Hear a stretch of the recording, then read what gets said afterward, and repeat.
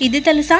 శ్మశానంలో ఉన్న శివుని దగ్గరికి పార్వతీదేవి వెళ్ళి, స్వామి, నిన్ను ఎందుకు అందరూ శ్మశానవాసి అని అంటారు? అయినా బ్రహ్మాండమైన కైలాసాన్ని వదిలి ఇలాంటి అపవిత్రమైన ప్రదేశంలో ఎందుకు ఉంటున్నారు స్వామి అని ప్రశ్నించింది. అప్పుడు శివుడు నవ్వి, చూడు దేవి, శ్మశానం అపవిత్రమైనది కాదు. ఈ భూమి అంతా తిరిగినా ఇంతటి పవిత్రమైన చోటు ఇంకొకటి ఉండదు. ఇదే నాకు స్వర్గం, ఇదే నాకు పవిత్రం. ఈ చోటు నాకు చాలా ఇష్టం. ఎందుకంటే జీవుడు బతికినంత కాలం నావాలు అనుకునే వాళ్ళంతా చనిపోయినాక శ్మశానంలో ఒంటరిగా ఉండటం జరుగుతుంది. అలాంటి నా భక్తులకి తోడుగా నేను ఇక్కడ ఉండాలి. అలాగే రాత్రి వేళలో శ్మశానంలో ఉన్న భూతాలన్నీ గ్రామాలకి వెళ్ళి మనుషుల్ని పీడిస్తూ ఉంటాయి. అలాంటప్పుడు ఆ భూతాలని కట్టడి చేయడానికని నేను రాత్రంతా ఇక్కడే ఉండి నాట్యం చేస్తాను. నా నాట్యంతో ఆ భూతాలన్నీ మైమర్చిపోయి ఇక్కడే ఉండిపోతాయి.